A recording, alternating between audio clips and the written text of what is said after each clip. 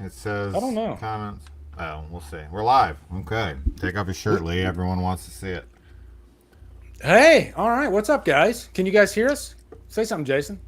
I just did. I told you to take off your shirt. You got it. You first, sexy. We're doing topless. We're doing it Right? topless. We're going to get those Shirts and numbers up. skins. We're going to see if the numbers drop or increase. Yeah, I know. That'll tell Probably us everything drop. we need to know. That's what I'm thinking. I was gonna start with an intro, but who cares? Screw it. This is a big day, man. We haven't streamed together in like 3 years. Probably 3 years to this week. Really close. Really Yeah. close. I could tell you for sure because I started talking to Kaylee, I want to say, before I came on. And I started talking to Kaylee in February 3 years ago. So Yeah. it's got to be, it's probably January, literally 3 years. Like, it's pretty wild. Yeah, it's been a good while. So I'm gonna turn off my live. Guys, can you let us know that you can hear us? Because I want to make sure that you guys can hear us. I'm Yeah, we guessing. had some audio issues we were trying to iron out. Yep. And But I think we got it. because I put these headphones on. Because they might just be talking to each other and still not. Oh, no. Who knows? Loud and clear. Loud and clear, yes. Chris Snyder, you are the man, the fucking Never can man. hear me. That's all that matters. My coworker, Nobody he always else goes, hear "Motherfuckers, man." That means he's having a good day, I guess. you.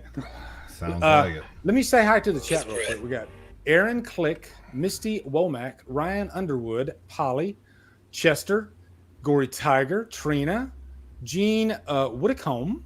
How you doing? Blu-ray Addict, Holly Klein, Vinny. What's up, Vinny? Yeah, nice to see you guys all in here. This is gonna be a fun stream. Blood splatter. Bro, check ahead. this shit out. This is wild. You're going to flip out right now. Okay. Guess what day we freaking streamed together? What day? January 7th. Are 3 you years are you to the fucking day. kidding me? 3 years to the day. That is insane. That's Wow. wild. 3 I was years not to the day. expecting it to say exactly January 7th, but yeah, 3 years to the day. Man, That's pretty It's been crazy. too long, brother. It's been way too. For all you guys, we probably talk. How many times a week do we talk on the Facebooks? The message. Oh, quite a bit. Quite a bit. Yeah. Quite a few times a week. And you know, we've always been like, got to get together again. We got to get together again. And our schedules just they don't line up all the time. But finally, I like to send you pictures at like 3 a.m. of myself, but you never respond. I love it. I love it. I always look forward to it. I have an alarm set to it actually. You know, Destiny's weirdly, in the house. Make a cat. Yeah. You know, weirdly, Fatchy? you always text me at like 2 a.m. your time. What are you doing up that late? Like that's last night, you easy hit me up at like 2 a.m. Yeah. Easy answer. My dog, Levi, he always gets up, and our bed's a little high, and so the little guy can't jump off the bed. So he'll go to the bed and he'll look at me and he'll go, and he'll just keep doing that until I finally answer. So I got to take him down. Yeah. So yeah, it's. I wish it was a more scandalous answer, but and usually when there you go. I'm up and I can't get back to bed. So That's better. That's much better. plus, also, I will say this too, and maybe you can attest to this. I prefer to do YouTube work like in the twilight time. I always work better. I feel like the juices are flowing better. I can rarely ever do anything before like 2 p.m. YouTube wise. What about Spoken like a true crack addict. you? Yeah, exactly. I think you just played your hand. I no, because you know me, bro. I just do it the one take and I upload it the second I do it. So I just whenever, And with my wife now having been a part of the channel for over 2 years, I can only do it with her 99% of the time. Every once in a while I'll do a video without her, but for the most part I do them with her, and she has to go to bed at 11, and she like basically every day it's like she comes home from work or something, and then she'll be like, okay, are we recording or am I taking my makeup off? Like, I want to get in bed. I want to do this and that. So, like, if we're recording, I need to know now. So I have a very short window every day. And as soon as she takes the makeup off, no matter what we do for the rest of the day, there's no recording going to happen that day. So the difference between men and women, because I think I've actually went in front of the camera with bedhead at times. I think I went in front of the camera in bed at times. So yeah.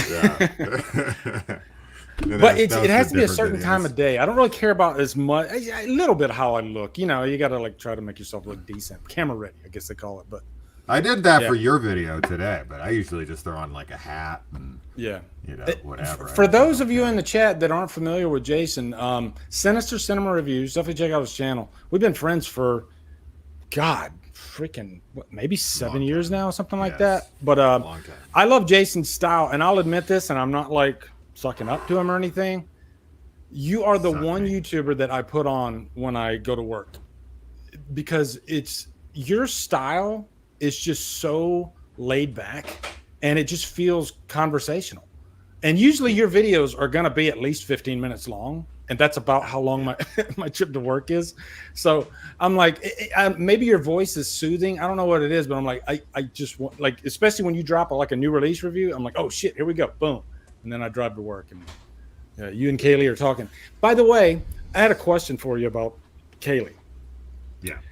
How often, because I have this theory that couples sync up, how often do you guys disagree on a movie? Like, heavily disagree? Very, very rarely. We differ for sure sometimes, but I would say most of the times we're pretty in line with each other, which is, one of the draws to our relationship in the infancy of it, because we met through the channel. She was a subscriber, and she was, because she was, was in line with me. I mean, most people don't watch YouTubers they don't agree with, right? Like, that's pretty rare. True. So we lined up already before we even met, and so when she kind of came into it, we just have we have similar tastes. We're both people who are open to whatever. We like big budget stuff, low budget stuff. We like weird indie stuff. We like, really obvious jump scare type of stuff. Like, we're, as long as the film is entertaining, we both are just whatever with it. We can like kids stuff. We can like super adult stuff, So we're just really open people, and I think that's been so great, because there's nothing worse to me than like hanging out with people who are super like, focused on only like one or two things, and they're like, I don't watch anything else. I don't like anything else. And it's like, you're just fucking boring. So, I think it's maybe it's rare, maybe it's not, to find a partner, especially because you are a very distinct type of movie personality. What I mean by that is you're always chasing the new, and usually the kind of deep cut type horror movie. You're not necessarily looking for the Blumhouse movie all the time. You give everything a chance, and you probably watch more than most people when it comes to new horror. But to find a partner like that is just as passionate about finding, because I would even say maybe most people, they're not, like, I watched probably 35 horror movies last year, and some people have probably told me that a lot, and I'm like, that's not really that much. Did you like how I kind of called you out on my review? With my end of the year list. I was like, these YouTubers out here saying they've only seen like 30 movies. Mm-hmm. And I watched that video. I mean, you're, but I do think you're kind of a rare breed. I really do, like, to watch that many, But my wife and I don't really line up when it comes to horror, because she's not the horror fan that maybe we are. She likes thrillers, she likes a good story just like anybody else. But we try everything, and maybe some of the B-level schlocky type stuff. That's when it gets a little bit too weird for her. Like, for instance, I finally watched Poor Things. That's not really horror, but I watched Poor Things, saw it with her in the theater. She hated it. And it's not for everybody, that's for sure. Like, it's probably my number 2 of last year, behind Oppenheimer. What's number 1? Oppenheimer's my number 1, but it's not for horror. What was my number 1 for horror last year? I'm trying to think. Shit. Yours? Well, I remember for Do a you remember while what it mine was? was I don't know. Dark Harvest. I don't know what you ended up No, putting. no, it definitely wasn't Dark Harvest. So that moved Okay. down to like maybe number 5. Okay. Shit, I can't remember what my number 1 horror movie was. Maybe that says something about horror of last year. Although I do think it was a good year, but I think maybe the spectrum isn't as wide as maybe some other years. You know what I mean? Because usually I'm like, Hmm. boom, Hereditary. Best movie of the year. It's like that movie pops out right at me. But Oh, for me, that was yeah. I mean, When Evil Lurks was like boom, yeah, instantly the best movie of the year for me in the horror Matt genre. just nailed it. Yeah, it was Talk to Me. Talk to Me was my favorite horror movie of the year. Oh, okay. Yeah, that was most people's. Yeah, but Poor Things is definitely my favorite film of 2023. It's That was just amazing. completely insane, that movie, in the best way. Yeah, And yeah. you don't really get I too could many directors like Yorgos yeah, that I could is sit here that and talk about it fearless. for an Yeah, hour yeah. We, easily. we Easily. definitely could. I So literally just recorded my review right before I did this for that. oh, That was okay, a fun cool. review. I look forward to But it. yeah, one thing I wanted to talk to you about real quick before we jump into this Yeah. is because I know, like, looking behind you, you have a massive physical media collection, and we're in January now, and Best Buy, they've officially No, cut no, out no. physical media. There's like some, whatever's left, they left it on the floor. But I mean, how are you taking all this stuff? How do you feel about physical media? Do you think it's going anywhere? Do you think we're in trouble, or do you think it's going to always be around? I guess to the level that it is now. Well, I mean, obviously, always is never going to be like a thing, but um, so obviously the big issue with it, because okay, I guess I'll take it and approach. I'll approach it this way. I always get people who kind of ask me or almost slyly make fun of me for having physical media because of the digital generation and the streamings. But as you know, companies are taking off catalogs that they're straight up like being like, sorry, like, you know, you know, I know we said you own these things, but we're taking down that service, and you no longer have these movies anymore. They did that on Yeah. PlayStation, right? PlayStation Store. Right. And then you've got instances of movies that are just disappearing, or television series. Like for instance, there was a really cool show starring Courtney Cox on Stars that ran 2 seasons, and the second season just ended like in December, Yeah. and they decided like we're cutting it from from the platform, and we're not putting it on physical media. We're just getting rid of it. So the only way that you can watch that show now is by pirating it. And this is Yeah. a show that finished its season the same month they got rid of it. So this isn't something where people are going to be like, well, you know, I'll have time to watch it. It'll always be on there. If it's a Netflix show, it'll always be on Netflix. Or if it's a Stars show, it'll always be on Stars. No, man, they're getting rid of shows that they fucking got rid of, you know, that they just dropped. That's crazy to me. That instance makes me really nervous, because I'm sitting there going, what's next? You know, like for things that just don't have a physical media release, you know, what if all of a sudden you go to it, because take like Texas Chainsaw Massacre, right? The new one on Netflix. It's a Yeah. part of a major franchise, and as of right now, it doesn't have a physical media release. And if for some reason they were to take it off Netflix, there's just a Texas Chainsaw Massacre film that you cannot watch legally. And Yeah. that's crazy to me, right? And the good thing about the physical media, obviously, is that, you know, no one's showing up at my house to take it. It's always here. And so this is one of the main reasons I collect is for that, but I like to have it as a showboating kind of thing, for sure. It's an ego thing. Look at how many movies I have.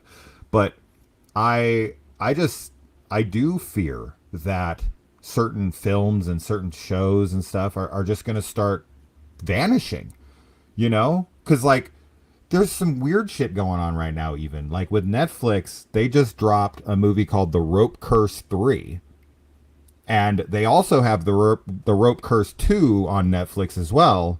But the Rope Curse 1 does not, like, you cannot get it. Not on DVD, not on streaming, not rent, not nothing. And it's like, you have part 2 and 3 of a series on Netflix, but you can't watch one. Like that, do you know what I'm saying? Crazy. So that shit scares me. That shit scares me because I love film, obviously, as much as anybody. And to think that it could just like vanish, and that I'm gonna have to, go to like Pirate Bay or something to be able to watch a movie and risk, getting in trouble over that shit. It's crazy to me. So yeah, do I think that physical media is going away? I do, for major studios. I think it's inevitable. I think places like Arrow, Scream Factory, those kinds of places, they'll be, our last destination for those types of physical media. But I think like Universal and all the big companies, I think they'll phase out of them. I think they'll phase out of them in the next 5 years. What's interesting about all this is we've officially entered a new era. Like, it's happened. There's no speculation. We're here. This has never happened before, where, a major store that was known for exclusives and physical media in general has said, okay, we're done. And a lot of other stores are going to follow suit. But also, I think we're going to look at out of print titles in a new light from here on out, because before we thought, but there's a chance it could come back, and it's happened. Like Fright Night. Fright Night was out of print for a while, and then it eventually came back. It was on Twilight time, and I remember Twilight, even back like freaking 10 years ago, was pretty pricey, but eventually it came back. But now, because of this new era that we're in, everything that's out of print right now, especially if it's like deep cut type stuff, don't count on it ever coming back. And the price of him will skyrocket. It already has, It's pretty insane. So a lot of people don't think that much of it, like it's not that, like I've literally had people say physical media is not going anywhere. Yeah, maybe, but it's going to skyrocket in price, and it's going to be a niche. That's what's going to happen. It's going to become niche. So it's going to be a big problem. It's going to be a big problem for collectors and for film fanatics. Like, regular everyday people, they're not going to give a shit. I mean, most of the movies that matter will always be available, but something that we love, some deeper cut horror film or something, if you don't have that physical media copy, or like, there's tons of films I can think of off the top of my head, like the Empty Man, one of my favorite films of the decade, that has no physical release, right? Hush is impossible to find currently. They've never released it physically. And they, the only way to get a copy of The Empty Man is to buy a copy that they sold in the Redbox, which is how I have it. I have a DVD of it because I went to the Redbox as soon as I could, and I bought it to make sure in case this happened. And thus far, almost 6 years later, we still have no announcement for a physical release, and it's not streaming anywhere. So it's like, oh, actually, that one is streaming, but Hush is not streaming. Sorry, I'm confusing the two. But regardless, it's scary, dude. Like Mike Flanagan. That's what's crazy about it. It's Flanagan. It's a Mike Flanagan film, right? It's like, if a Mike Flanagan movie can get dropped off at Netflix, then what do you think's going to happen to some lower level film that has no name recognition to it? Yeah, I mean, I reviewed Offerings. It is the final thing I'll say about it, but I reviewed Offerings a couple months ago, and horrible movie. But this kind of happened by accident. After I decided I'm going to review Offerings because I heard people talking about it, I couldn't find the movie, and so I ended up paying $40, and which I hear is a really good price because it's actually tough to find, and I found it for $40, but. After a lot of searching, I found like a very deep cut D-list type app has it. One that could be gone next week. You're not going to find this on Amazon. You're not going to find it on Netflix. You're not going to find any major A-tier app.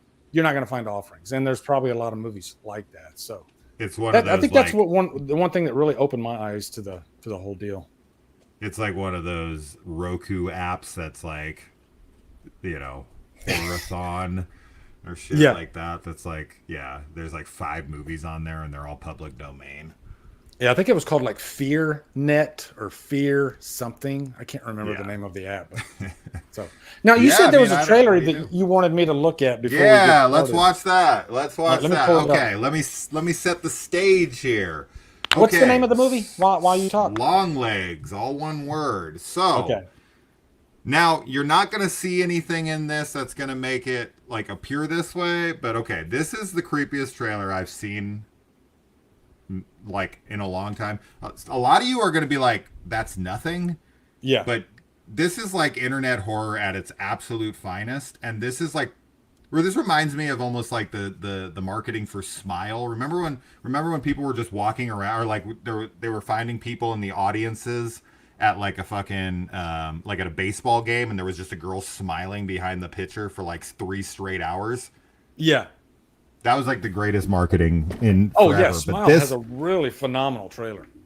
But this one, okay, so this is directed by Osgood Perkins, or Oz Perkins, whichever way you want to call him. Anthony Perkins' son, who directed Gretel and Hansel, Blackcoat's Daughter, and The Pretty Young Thing That Lived in the House. It stars Nicolas Cage and Micah Monroe. Oh, wow, okay. Micah Monroe is like a detective chasing after a serial killer played by Nicolas Cage. You're not going to see anything like that in this trailer.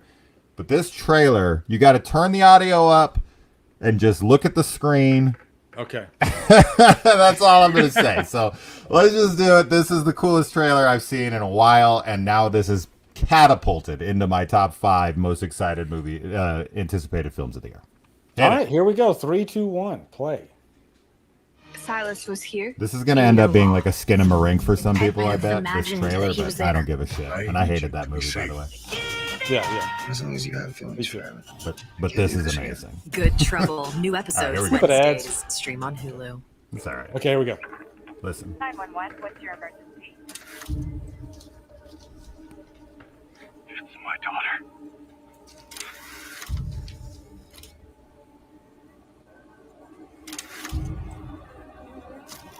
I gotta be quiet. Sir, can you stay on the line with me?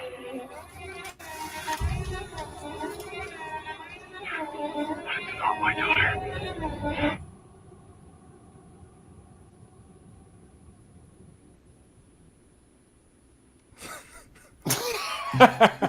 That's it. That's it, man. That fucked my whole morning up. I watched that trailer so many times. For sure. Dude, look back, scan back a little bit. Tell me how many arms that thing has. Yeah, it was Bro. like 4 arms, right? 3 arms and legs that are like this long. Yeah. I'm like, I was so off put by that trailer. I wasn't expecting when I clicked on it. I just expected to see Nicolas Cage and Micah Monroe for a second or whatever, get a normal trailer. And then it turns into this kind of like, you know, it's like one of those ARG type horror things that's online where you don't know what the hell you just watched, like a Backrooms or something, where you just watching like, what the fuck was that? And it really, like, I had to go back. I watched it like 5 different times. I kept listening to the audio. I kept looking at the picture. I was looking at the imagery and like the little words, and then that thing that comes across the screen is a cipher for Long Legs. And I'm absolutely blown away by this trailer. I think it's the coolest trailer I've seen in a long while. You guys might not be with me on that, but I loved it so much. I'm glad it didn't take much of your time though, but I just think it's definitely intriguing. Yeah. It reminded me of Skinamarink, though, and I will say this about Skinamarink, even though I really hated the movie. Yeah. When I saw that trailer, I was like, "Oh, that's definitely one of my most anticipated movies." The trailer for Skinamarink is like phenomenal, and I think I just wanted, I wanted a really good creepy, because you look at the trailer for Skinamarink, automatically you're thinking of like early '70s grindhouse. It just has that feel, like 16 millimeter, something like that, and also just the question mark, like what could this movie be? So that's kind of the vibe I get from that trailer that you just showed me. Yeah, I definitely want to. Micah Monroe and Nicolas Cage are in it. Yeah, they're the stars. I'm surprised they didn't trumpet them in the trailer, but that's kind of refreshing. Yeah, I mean that's all I want to see. I don't actually want to see anything else. I just want to see the movie now. I'm so curious on what the fuck that was I just looked at. What is that long-legged, 3-armed thing? I'm so obsessed. I know. so Yeah, I obsessed want to with know what that. it is too. I'm hoping it delivers, which I think it will. I think it will. Yeah. Now, With that director and that cast, I'm very hopeful, and that does come out this year, so that's a huge one right there. Top 5 for me for sure. And I sent you a pretty hefty list of extra titles to talk about, so I think we should definitely get into them. But Yep. I'll tell you why all those are on this list that I sent you. They all should be appealing. So okay, we're gonna start with this one. I need another monitor. Okay, let me I know, me pull. too. Yeah, I need another monitor, and let me see. How do I delete that? How do I delete you from the Yeah, channel, Jason? stop screen. Okay, so yeah, there we go. And now I get. Now I'm sure there's a quicker way to do this, but yeah, share screen. But once I share this, then we'll be able to stay on there because I did some homework here. Yeah, All right, so you see that? I sure do. Okay. Oh, that's the first one I wanted to talk about because Sure. Trailer, right? talking about trailers, okay? Yeah. When I Super first surprising. heard that they were coming out with a first Omen, you were. I could not care less. You know, I didn't Agreed. really. I don't even think I even saw the remake. If I'm being honest, I saw the first movie. It's okay for me, and I know it's iconic to some people. So yeah, my point is, I just maybe I'm just not the biggest Omen fan. So Yeah. this trailer came out and completely like punched me in the dick. Like I could not believe how effective this trailer was, and it immediately made me want to like if this movie wasn't named The First Omen, I might have even wanted to see it even more if that's possible. But and I don't really know too much about the movie based on the trailer. Do you? So, okay. I think the first 3 Omens are a phenomenal trilogy. One of the great trilogies in horror. I hope you give a watch to all 3 before this one. Okay. Because I do think the first is iconic, and I do think the 2 following sequels are excellent and do give a fantastic character arc and story to Damien and the whole story. So when they announced the first Omen, I was very confused because obviously we got the part 4, The Awakening, which is just an absolute dog shit film. Like, it's a made-for-TV, total cash grab nonsense. And I never use the word cash grab, so trust me when I tell you, this is a completely pointless film that should never have existed and only existed to try to capitalize on a popular franchise. The remake, whatever, I don't care about any of that. Then they made a television series called Damien, which is fine. And it's one of those, ignore everything except for the first movie like Halloween 2018 did. But when they announced the first Omen, I was kind of like, what do you mean? Like, Damien is the first Omen. Like, there is no first Omen. So what I'm getting from the trailer, I watched it maybe twice. So we're obviously, I mean, I would assume this has got to be the case. We are following Damien's mother and how she becomes pregnant with the Antichrist.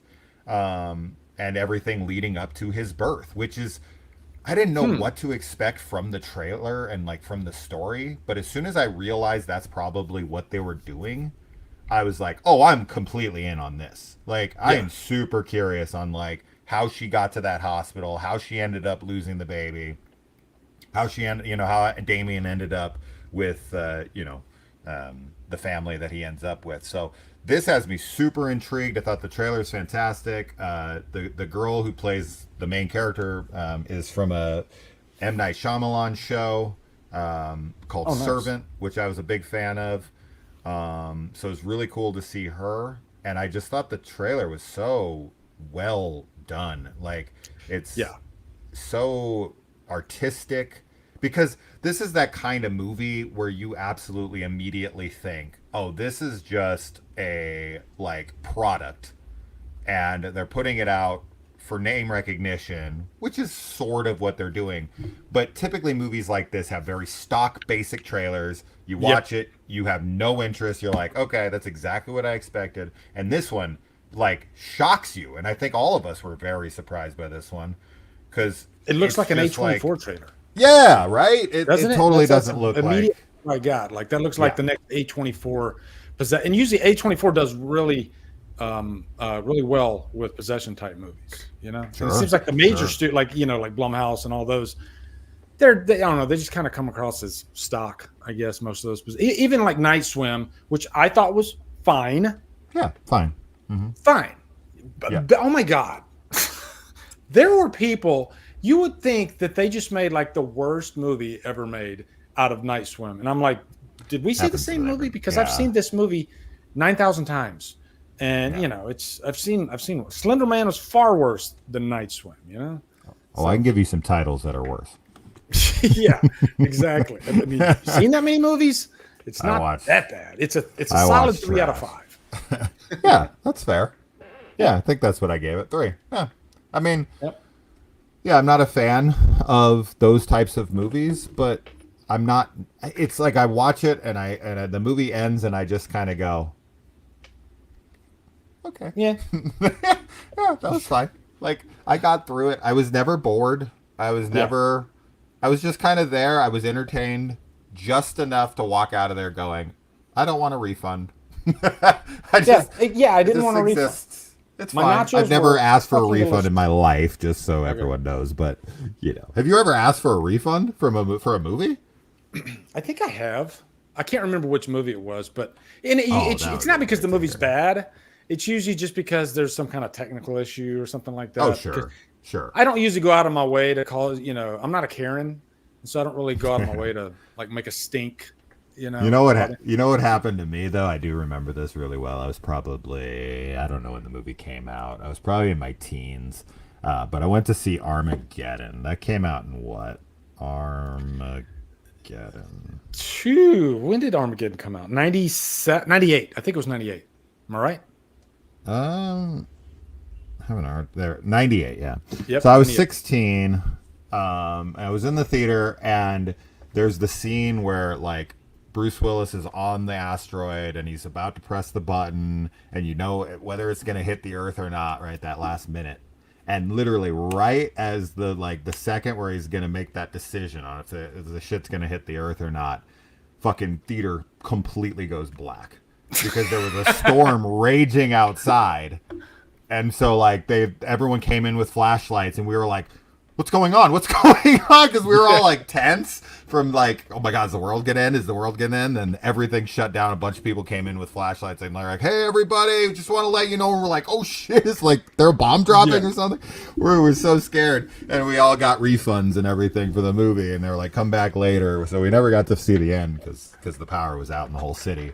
But it was a weird time for the power to go out in the city. Definitely scared the shit out of us for a second. That does happen. I've had that happen like once. I can't remember the movie, but yeah, I've had the power go out, and then you know they give you the refund, and then Yeah, but it the sucks though timing because you don't is get to finish the timing. movie. You know, and Sure, nobody wants but to come back and rewatch the first half or first 3/4 of a movie. yeah, So- no, for sure. Now, what about this movie right here, Terrifier 3? I'll hit you with a big gun, okay? Terrifier 3. I'll start. I'll say Terrifier 2 was probably one of the best slashers I've seen in a decade. I mean, I think it covered it. It tackled new ground, I guess, as far as the length of time, feeling like the epic slasher. There's a few slashers that you would call the epic slasher, like say Dream Warriors, but this one epic in length, even, and it was, you know, you had freaking Sienna, one of the greatest final girls I've seen in 8, and I hate using the word greatest, I do, but it was undeniable. Terrifier 2 was just wow. So we've had so many part 3s of any franchise that kind of they don't live up to the how great the previous movie was. So I'm not worried though. I mean, it's Terrifier, it's art. I don't ask for much when it comes to art, but now they really gave us some good stuff with 2. So I'll definitely be there day one, and it's cool that it's a Christmas slasher. So your thought?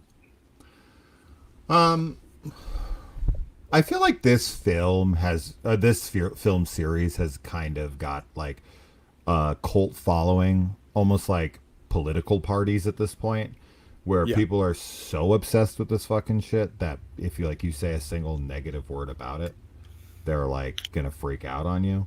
So I find that kind of funny, but okay, as far as the Terrifier movies go, I think they were cool when they were a little more underground because they always felt like these films that had cool kills and felt like slashers of old in a way. But now that they've kind of transitioned to more mainstream knowledge, it's weird because I never use this word. I don't even know what word else to use, but I definitely feel like this has become maybe the most overrated franchise currently in horror. Like, Really? I think they're good. Don't get me wrong. Like, I like them. I like the kills, but this last film being like 2.5 hours long, absurd. The film is way too long. It could have been for its own shorter, good. for sure. Yeah, it definitely could have been shorter. The writing is rough. I just, the story, because this, I've compared it, and I'll continue to keep comparing it. Terrifier 2 is basically Jason Goes to Hell. Like, if you really watch, there's a lot of similarities between Terrifier 2 and Jason Goes to Hell, with like the dagger that can only be used by the prophesized one to kill and all. Like, that's so off the rails for a franchise that's just about a killer fucking mime clown thing.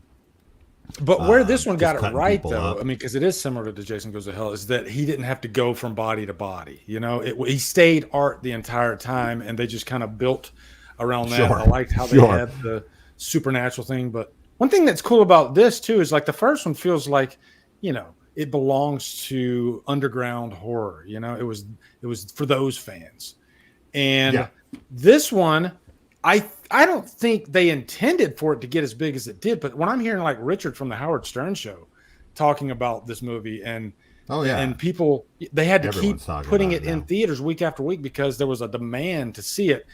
As a horror fan, that's great stuff, and that's kind of cultural. Like, we don't usually see stuff like that happen with horror that often, especially for an underground type movie like this. This ain't like freaking Universal Halloween, stuff like that. This is like this, almost like this wasn't supposed to happen, but the fans made it happen. So, Which in the is movie, great. to me, I think most people love the movie, but I do see what you're saying. No, I mean, I gave it like a 4 or 4.5 out of 5. I'm not saying that I didn't enjoy the movie. I think it was like a 4. Yeah. But I I just see people talking about it like it's on the level of other films, and I'm just like, it's just not. It's just not there for me. But who cares? I don't care if that's the way you feel. But I just feel like this film definitely has, or this franchise has, a cult following behind it that is so aggressive. And it does suck how a fan base can actually hinder your experience with something. You know how that is, being a Halloween fan. Halloween fans are the absolute fucking worst, dude. They're the worst. Jesus. And it's just like, it makes it not even fun to talk about it. No. I mean, Halloween Ends. I got to the point where I avoided talking about it because, everybody. And I hate to say this because it's so cliche, but everybody thinks their opinion's the right one. I don't truly think people think that. I don't. But I think people get passionate about movies, and maybe that passion causes them to become delusional and think that maybe their opinion, like, how could anybody disagree with me on this movie? But at the end of the day, that's what makes movies so, interesting and fun, is that they tap into everybody in different ways, and that's what I loved about Halloween Ends. I usually like movies that are divisive, even if I don't like the movie, because it causes a conversation. I can tell you that I think that Thanksgiving is a far superior slasher film to Terrifier 2. Personally, I think it's way more well-rounded. I think it has better writing. I think it has better characters. I think it has, maybe it doesn't have a Sienna, but it has just a better story. It has, I just like it more as a well-rounded slasher film, as to where with Terrifier, I find that it's just about how insane the kills get and how hot Lauren is. Like that, I feel like that's the two main focuses everyone cares about, and they can't really point to much else. And there's nothing wrong with that. I don't think it's the film that everyone seems to think it is, because I can't seem to have anyone point to anything else except for Sienna's a cool final girl and the kills are great. Yeah. Okay, that's fine. There's nothing wrong with that. But in a 2.5 hour movie, if it was an 80-minute movie, then I'd be like, okay, that's fine. But when you're doing a 2.5-hour film, you have to justify the runtime. And I just don't find that Terrifier 2 justifies the runtime. So I do fear that Terrifier 3, because it got such a great reception and he is expected to outdo himself, are we going to have a 3-hour film in Terrifier 3? Yeah, You know what I mean? And it's I don't think God, he would I go that hope. route. He went an hour longer on his second film. No, I think you're right, but So I don't think that's his like bar. Okay, now I got to make the next one longer. You know. Plus, I don't know if the studio would let him go that long. But he gets full creative control, right? So how long is Terrifier 2? Is it 220? 2.5 hours. It's 2.5. Yeah, or is it does fly by for me though. Like I will admit, for a 2.5-hour movie, it does fly by. It's 218. So I could. Here's the way I look at like Terrifier. I bet you Terrifier 3 is as long. Yeah, but for me, it's like it's hard for me to give you a direct answer on which movie's better because there's things I prefer about Thanksgiving, and then there's things I prefer about Terrifier 2. So it's hard for me to. I literally have to do the math. You know what I mean? So I guess that's just a testament of how great both movies are. But let me get to Super Chat real quick. Devin Collins, he says, I've seen Bye Bye Man, Happy Death Day, It, Spiral, Book of Saw, Scream 2022, Halloween Ends, Scream 6, and Saw X all in theaters, and I love them all despite most being pegged as bad movies. Well, I mean, that's like a whole discussion you can have about quote-unquote bad movies, especially in our genre. We embrace those, Halloween 6. If you tell me Halloween 6, you can point out all the problems of Halloween 6, and I'll say, you're right, I love the movie. It's just, I think more than any other genre, our genre, we embrace bad movies as long as you entertain us and you give us a few check boxes that we like. You know what I mean? Like Friday the 13th, great example. Any of those sequels. Yeah. So, but as you said, it's just opinions, and we all have them, and that's that. And much love to the Halloween Ends love. Lee and I are gonna.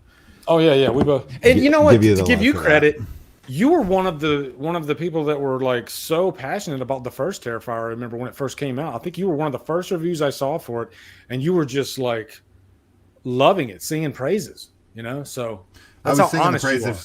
I was singing the praises for the kills, and I will sing the praises for the kills in the second one because films never go hard enough in the kills, and that's why the Terrifier films really land for me in that way, is because the kills are fantastic, but the film still doesn't need to be 2.5 hours long. That's I'm sticking to that. I don't give a shit. Yeah. It doesn't. Okay, I got another movie to serve up here. Okay. Let me go back here. Yeah. And we don't even know if this one's coming out this year. No way. You don't think it's coming out? No way. Well, I mean, here's the thing, though. They said that they're going to start shooting early this year. No way it's coming out this year. It's a horror movie, probably 140 minutes. I mean, what am I saying? Yeah, probably 90, 100 minutes. So I think it's possible to get it out by, say, November timeframe. But I'll take it when I can get it. Were you a big It Follows fan? Love it. Yeah. Oh my God. Yeah. Love it. That's one of those. That's probably one of my favorite movies of the last decade is It Follows. That's how much that movie touched me, I guess. It Follows is one of the first films that really started that kind of split and rift in the online horror community, I remember it, as something like how many have we gotten? But there always seems to be one every year. And when I go back in time to the original to It Follows, I always remember just that was, maybe it was just for me. I think that's probably what it was, where I watched It Follows and I genuinely kind of came out horror fan, could watch that movie and hate it. That really kind of blew my mind, because I was seeing so much split in the community when I went, because it got a lot of festival buzz, and it wasn't in a lot of theaters. It released in very limited theaters, and I couldn't get to it. So it was because I lived in Sedona at the time, and it was nowhere near me. And I had little kids at the time. And so I was like, it was maybe down in like Phoenix, like somewhere far, and I just couldn't get to it. So it was a film I couldn't get to like immediately. And I just remember coming, like finally getting to see it after seeing all the Split, and really genuinely just being like, I just don't understand how a horror fan could say they hated it. Maybe disliked it, but it literally has like every element you could imagine, whether it's a fantastic score and a unique kind of original story, really cool aesthetics. Like everything was just so, it felt like a you know, something that came out of the 70s or the 80s or something. Yeah. It was just like, this is everything you guys claim to love. How can you hate this film? It really just kind of blew my mind at the time, and that's kind of what I remember being the thing that sparked my the thing for focus on, me, like, and every maybe year. because I started my channel in 2015 and this movie came out that year. The thing for me was, I think this movie was the first movie, the gateway movie, that opened my mind to something different in terms of horror. I found it mentally stimulating. You know what I mean? Whereas most of the time you don't get mentally stimulating with your normal Friday the 13th. I say Nightmare, there's definitely some mentally stimulating stuff in there, but for the most part, you don't usually get that with a lot of the stuff that most horror fans love. But here comes It Follows, and I had never seen anything like that before, not just story-wise, which the story's irresistible, but just David Robert Mitchell's kind of hypnotic direction, the score, which is very Carpenter-esque. And I was like you, but I saw it, I think, opening weekend, and I didn't know what the reaction to the movie was, because it was the first weekend. So, but like you, when I came out of the movie, I thought, there's no way that everybody's not going to like it. Like, horror fans are going to eat this up. So I was just completely shocked at how, not just that it was divided, but how divided it was. Like, this might be still to this day the most divided horror movie I've ever seen. I think the thing that I've always noticed with It Follows is people get very obsessed with like questions in that film, like and critiquing like character decisions and stuff like I've never seen in a film before. They're just like, why didn't they do this? And why didn't they do this? And this is so stupid. And it's like every single stupid thing you could imagine. And I'm just like, just watch the movie. Like, just embrace that that's how it's happening. There's nothing in the film to me that's just outright idiotic. It's just like, that's what they came up with. Like, but I've never seen such a discourse against like character behavior in a film that I have towards that film. It always seems to be the thing people hate about the movie is like how these kids were reacting to something absolutely impossible to even fathom happening to you, and you know literally nothing, and you're just trying to stay alive. And it's just, I don't know, that's one of the most annoying things about horror fans to me, is how much they get down on character choices when it's like they don't take into consideration fear and like how people might actually react. Like, people aren't going to do genius things when they're terrified of being chased through the woods with a chainsaw. Exactly. People are going to do dumb shit when they're scared. And this is something I feel like no one ever embraces. Sometimes it is so dumb, you're like, come on, no one would ever do that. But for the most part, I do try to give the benefit of the doubt of like, yeah, dude, you might do something really dumb in this moment. You're terrified, of course. So, I don't know. But all the critiques towards It Follows always seem to be towards like the realism of something. And it's like, I don't care. The movie is so great otherwise. It's a different world. You know, it's more of like a supernatural element in the movie too, and it's very dreamlike in nature. So you give it a little, some liberties. But to be honest, when I first watched the movie, because usually if a character makes a decision that would never happen in real life, like it's so abrupt, that can stop me in my tracks. It's happened before. It didn't happen with It Follows, and maybe, but like it's like you say. I think people tend to think that stupid decisions are going to happen at a level that you're not scared. They're not taking into consideration how terrifying. Like, most of us probably haven't been in that experience where you have, like, say, Strangers Pray at Night. You have 3 killers coming at you at the same time. You're teenagers. You've never dealt with anything like this before. And these are like, let's just call them trained killers because they've done it. Right. You're not going to make the right decisions. You're going to freaking lose. You're probably going to shit your pants if I'm being honest. Yeah. So But as far as like they follow, I mean, at face value, it seems like they're going to have maybe more than one person following you, or entity following you. Who knows? As far as that goes, I am super curious on the title. I actually came up with a few theories. We've been talking about certain films way too long, so we'll move on before I get into any kind of theories. But I definitely have some super interesting theories. Maybe I'll text them to you later on what that title could mean. But as far as like what I want to see out of this film, I just want to make sure that we see Micah Monroe. She's recast, obviously, so we got that. I want to know Paul. I want to know what at least happened to him, whether or not we'll get Keir in returning. I'm curious on that. I'd love to see Olivia Luccardi come back because I do love her as Yara. And Disaster Piece definitely needs to score. You got to have Disaster Piece back. As long as those things are there and David has something to say with this new script, I mean, I don't think he would do it otherwise. I don't either. I'm super, super curious on what they follow is. Like, what does they mean? That has me, very excited, but I'll pretty much bet anything. I'd love to be wrong, but I just don't see them rushing this. I'll say next year.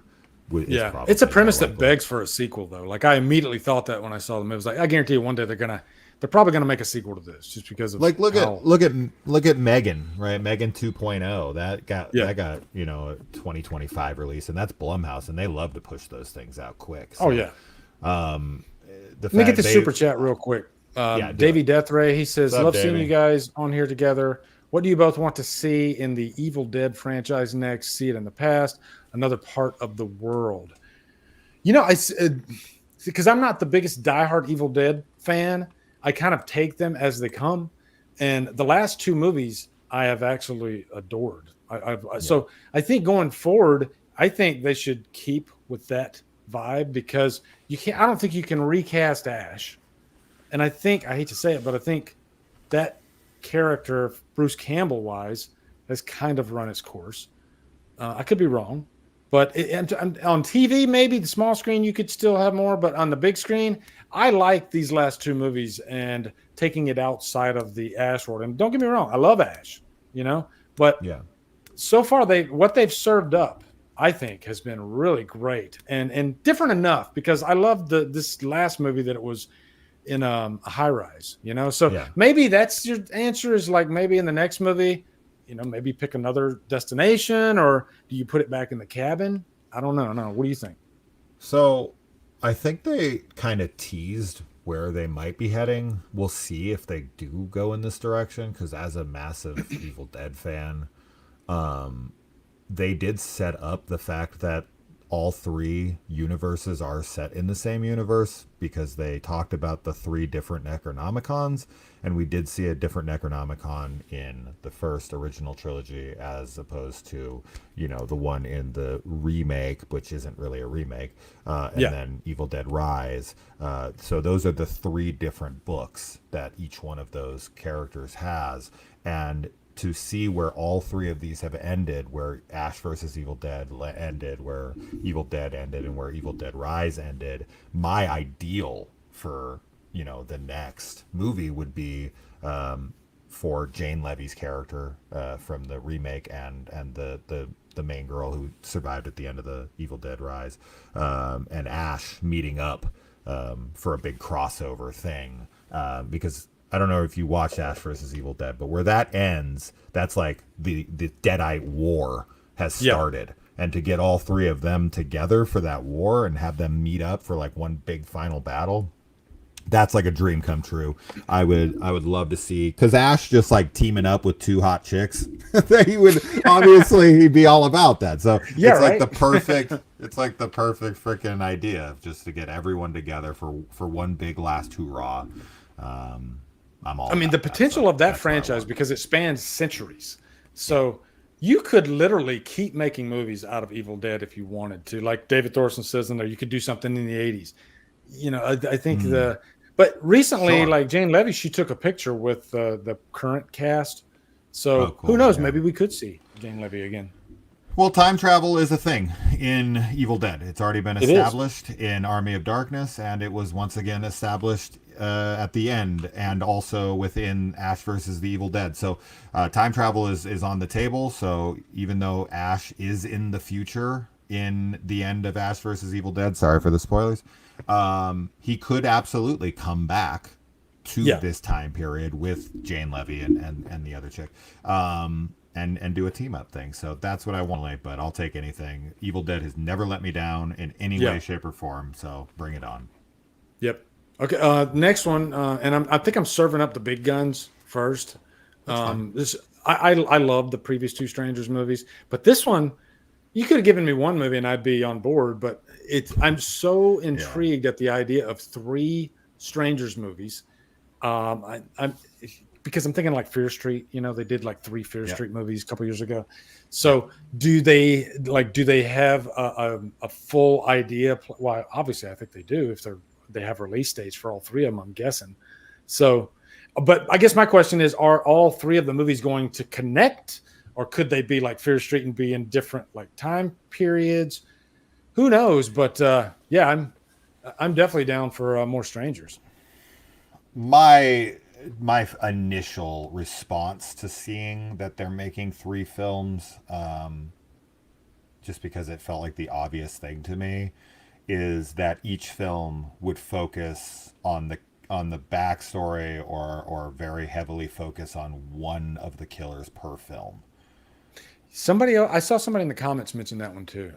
So you could even see where we see the events of the same killings taking place from 3 different perspectives in 3 different films, which could be a super weird but like intriguing thing where you kind of see everything from different perspectives. But I don't think that's obviously the way they'd go. I don't see how they do that. But regardless, seeing one focus, on Dollface, one focus on, whatever, just keep doing that through those films. That just seems the most obvious, because like why they need 3 films and why they're so there's got to be focused a on reason. 3. There's got to be some kind of story reason, and because there's 3 killers, it just is what makes sense to me. Well, that teaser, if you watch it closely, in the background you see one of the strangers walk by. They only show one. They don't show all 3 of them. So you could be right. It could be all 3 movies centered around each killer, and maybe in the 3rd movie they all come together. It could be be a stranger's origin story. Who knows? Maybe they're coordinating different killings across like a whole little community. They have like the different killers. You have focus on one killer doing these killings over here, but they kind of run into each other. See, that would be super cool. Like if you had like them interacting and like somebody showed up for a second and then ran back by, you're like, who the hell was that? And then that's like the main character from the next movie, and you get to see how they ended up where they ended up.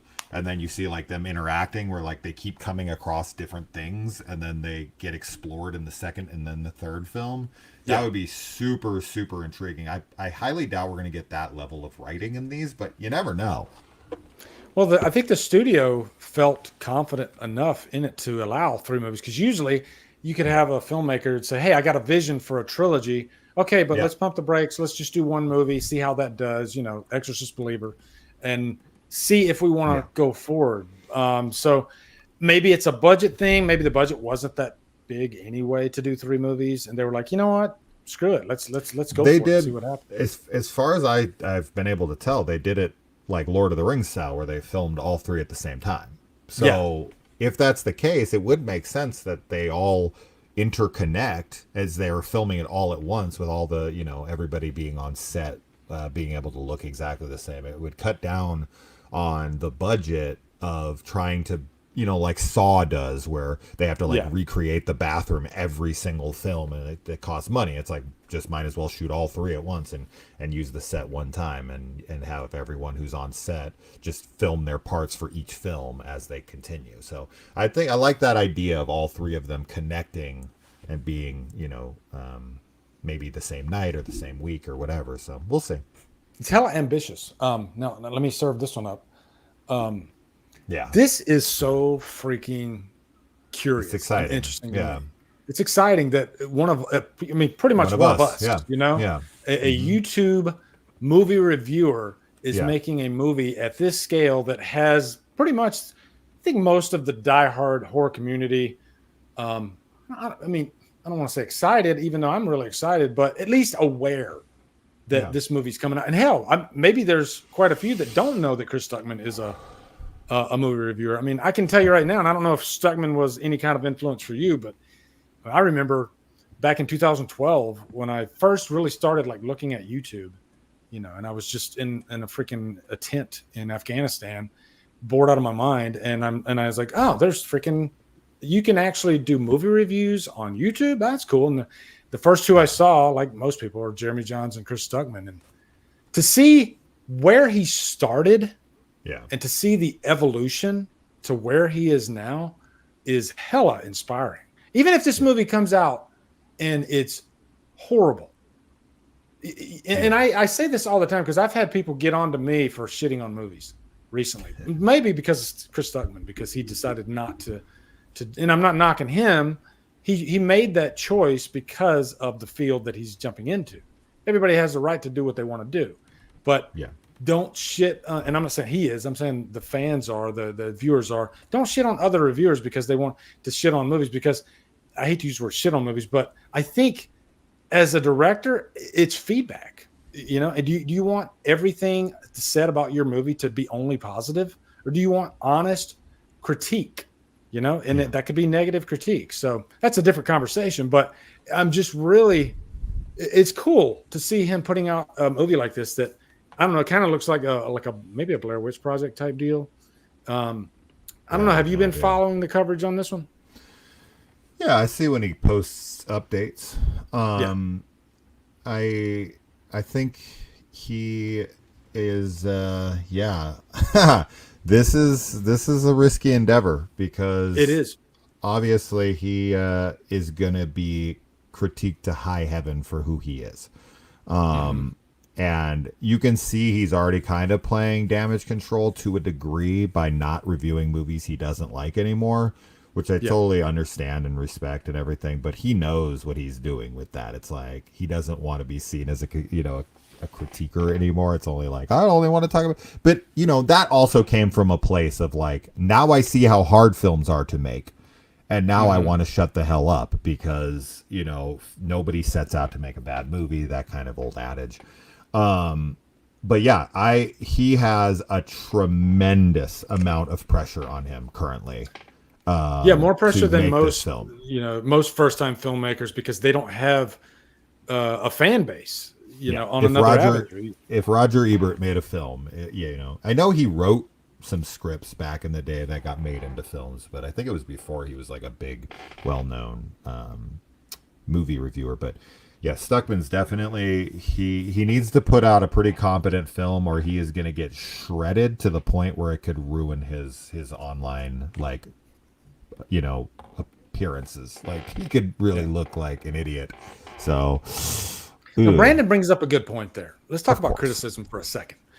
Saying this movie sucks isn't constructive criticism, and he's right. And I've seen reviewers take that approach. Maybe some reviewers, they just don't know how to properly critique. I'm not saying I'm like really great at it or anything, but I know when what makes a movie bad, But having said that, it could be the worst, like The Room.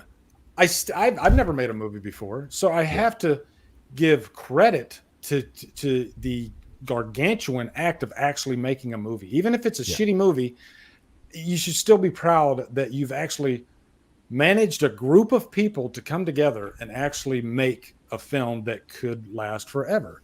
And I think that's the big misunderstanding people have when people shit on movies, right? Is they think it's from a place of just being nasty. And I don't do it to be nasty. I look at it as, okay, I'm a reviewer on YouTube and I'm talking about bad movies. I'm talking about good movies. I just got to be honest, right? If this movie made me feel like I want to freaking jump out a window, I'm going to tell you it made me want to jump out a window. But more importantly, I'm going to tell you why it made me want to jump out a window. Okay? Yeah, sure. As far as like the way I've always approached doing my channel, and I'm sure you know this because you've watched my channel enough, I've never taken the approach to the channel as me trying to convey my opinion to you. My approach to the channel has always been, here's what the film is, and if you're this kind of person and that sounds appealing to you, then maybe this movie's for you. Yeah. Or if you're this kind of person and this doesn't sound appealing to you, then this movie isn't for you. So I think a lot of people approach movie critiquing as like their opinion is the law of the land and I hated it, therefore you should also hate it. Yeah. And that's not how I approach my reviews. My reviews have always been, or at least I try to make them. Sometimes movies piss me off a lot, and I'm just like probably preaching a little more than I should be up on a soapbox of some sort. But for the most part, I always try to keep a pretty level head and say, listen, even though I love this film, here's who I think would hate it. Even though I hated this film, here's who I think might like it. And I think that's a really important way to approach film, because I can guarantee you every film you've seen that you hate has fans. 100% of the films that you dislike has fans. And that doesn't make them any less of a movie fan. That doesn't make them have a worse opinion than you. It doesn't mean anything. It just means that we're all different. And so my job has always been to properly convey what the film is, to see if the person watching that video should spend their time with it or not, because I think time is super precious, and in making sure that someone doesn't waste their time is what I'm there for. And also to connect to other people, because I don't usually meet horror fans in my real life, so I have to go to the online sphere to meet wonderful people like some of the people in your comments. Not all of them. Some of them are assholes, but well, like I'll see on like Reddit and forums sometimes people that talk about quote unquote critics, or just people that do what we do, right? We're putting ourselves out there to actually talk about a movie and say it's good or bad. But one common phrase that I constantly hear from people is that we think we're right and they're wrong. If our opinions differ. I have never once thought that I was right. To me, film is an emotional medium, and all I can do is tell you how that medium made me feel. That's right. I'm never there to tell anybody, you're wrong if you like this movie or you dislike this movie. That's not it. It's like you said. I'm there to tell them my experience with the film and maybe tell them if it's something that they might like. Hell, the last review I just recorded, Poor Things, the first thing out of my mouth in that movie was, this ain't going to be for everybody. And that's fine. So, but but I think the thing that we always need to recognize is that a film is nor good nor bad. That's not how films are. Films are, its beauty is in the eye of the beholder kind of, thing here, where a film only exists to be viewed and by by and their opinion is that film's legacy within themselves. So you can't ever take a film and be like, it's a bad movie. That's not how film works. Film is an art. You either connect with it or you don't, and that's it. And that's the only way you can talk about film, in my opinion, is this is my opinion on the film, not this film sucks and here's why. It's funny you say that too, because I was just thinking we're in a different era now when it comes to talking about movies, and I don't think we've ever been in this particular type of era, and I think you know what I'm talking about. Where it's profitable to pick a side. And Disney and Marvel, that whole thing right there, I stay out of that. I treat each movie fairly, and I give it its proper critique, and I don't form any conclusion in my head before I watch the movie. And it's weird even me saying this, but we live in a day and age now where you could pick, you could go back in the day in the 80s, canon films, right? And most canon films were a certain thing. They were really, really bad. And if the internet existed back then, and if there was, I guess, money to be made off of it, going into the next canon film movie that comes out, and what I'm getting at is Disney isn't having a good track record. And I think a lot of studios, they go through their hills and valleys, and I'm hoping that's what's going on with Disney. But every new movie that comes out, like just to give you an example, and I don't even know if I'm supposed to say this legally, but because I'll tell you what, I won't tell you the property, but it's an upcoming Disney show. Okay. Yeah. And I was getting really annoyed with the constant hate train. It hasn't come out yet. The constant hate train that's already there.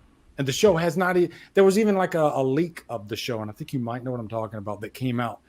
And I mean, 1,000 videos. Oh my God, it's the worst piece of shit I've ever seen. The show's not out yet. And I'll say this right now. I saw 2 episodes of the show. I couldn't even watch the third. It's that bad. But at least I didn't go and make videos speculating how horrible this show is going to be. I give every property a fair shake. I don't think it's fair to the filmmakers and to the property to completely just trash before the thing comes out. Give it a chance, you know? Prey's a good example because I saw a lot of those channels shitting on Prey before it came out. When that movie came out, dude, I was doing backflips. I was like, yes, fuck you. The movie was great. You're an asshole. Yeah. I got too excited. Yeah. I mean, I love when that happens.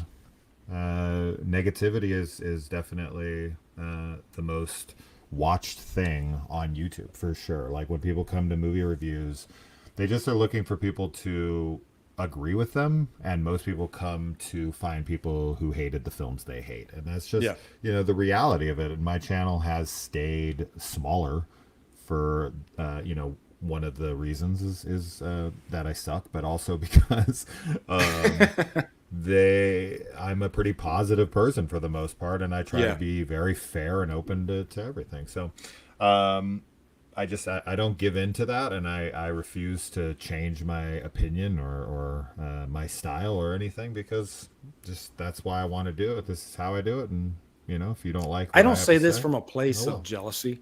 I swear to God, I don't really care about that. I mean, this is my 9th year doing what I do on YouTube, and to be honest, I think I'm happier than ever with the channel. You know, I created a second channel 6 months ago. And I'm just enjoying the process. I'm enjoying the community, and you know, I think the horror space has went through its own hills and valleys over the past, you know, few years. But seeing some of the traction that hate content gets, it's like I'll look at, I'm like, holy shit, fucking 2 hours and they already got 500,000 views. Right. It's not coming from a place of jealousy. It's coming from a place of shock, because and I'm just, take your channel.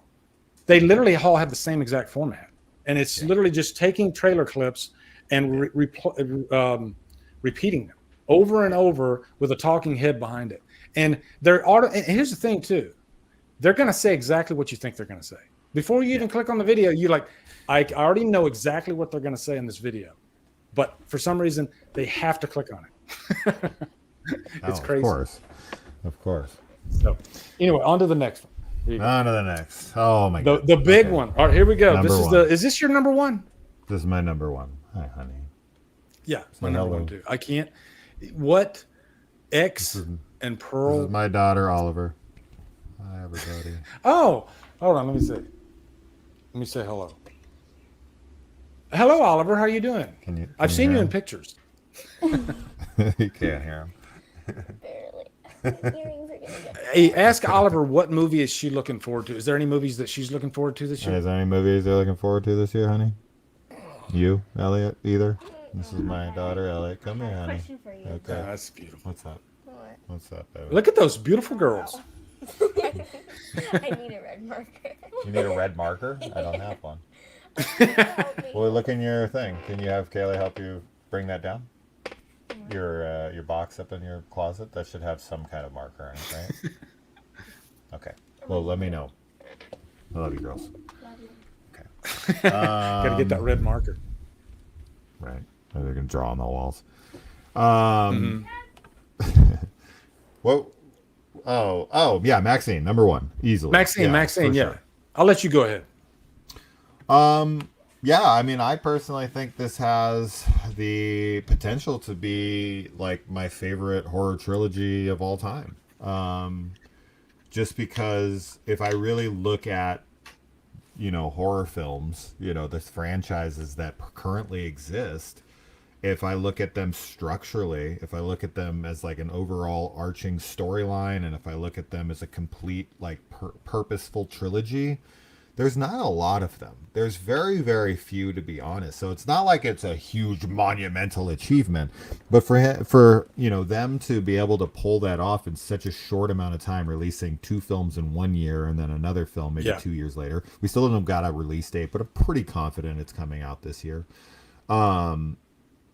Just when I think of like what Pearl was and what it's going to set up for Maxine, and having this middle film X, and having kind of like the similarities and the dichotomy between Maxine and Pearl, and having like the Pearl X Maxine, as there's just so many wonderful things to that idea, and the story, and how the titles play out, and how they're playing off of each other, and how wonderful Mia Goth is in all of these films, and how hot she is. It's just yeah, there's nothing that can compete right now in my head. And the fact that we're hearing that it's going to be like a giallo, and the fact that Pearl was like this Technicolor, like 1950s kind of film, and then the X was more of like a 70s grindhouse film. Like, we're getting different genres, but they blend together so well. And it seems to be a passion project for both the director and the actress. To see a resurgence of Ty West, who I was a big fan of all the way back to House of the Devil.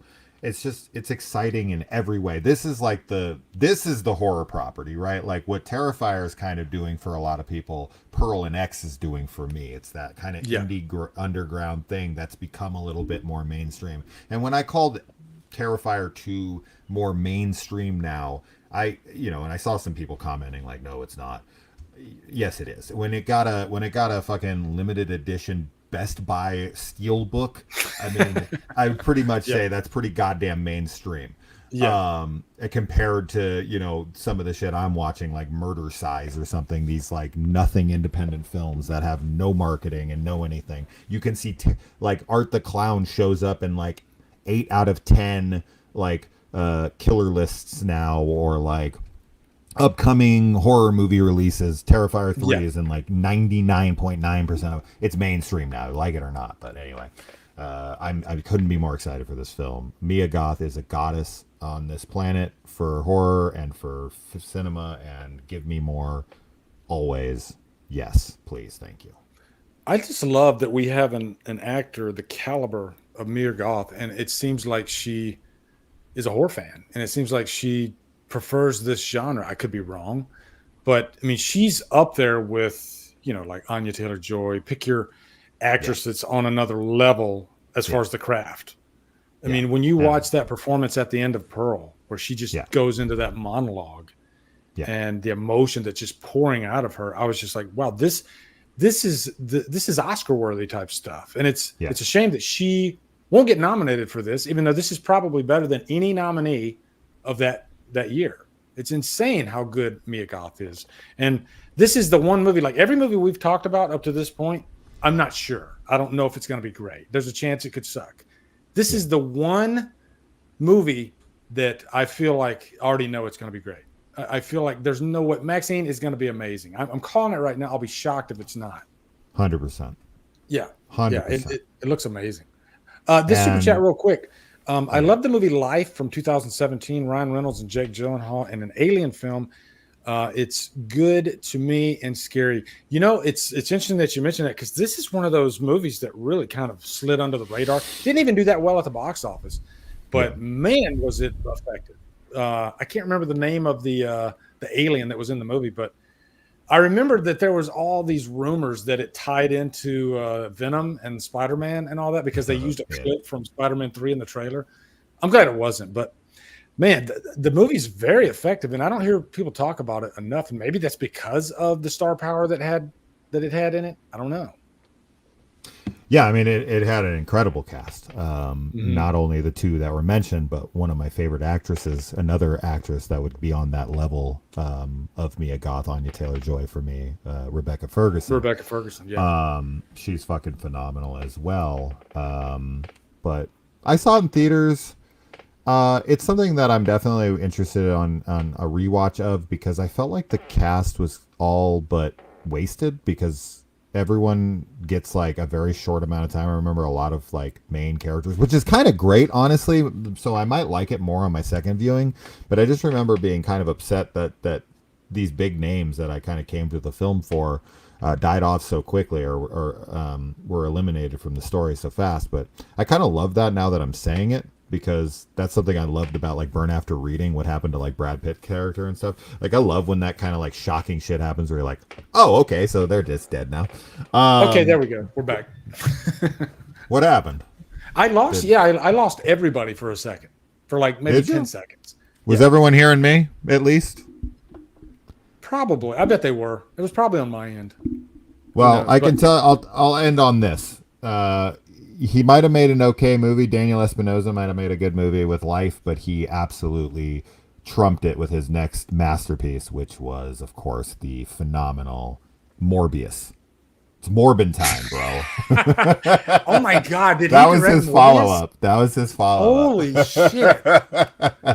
Man, that movie was brutally bad. I never watched it. Wow. I never watched it. Okay. I'm just fucking around. I never watched it. I can't say anything bad about it. Yeah. You know, I I saw it. love Yeah, my Saw movies. Here we go. You got to get this one in there. Saw 11. I think we already know that it's going to be a sequel to the previous Saw. It's not going to be a prequel. I mean, a sequel to Spiral.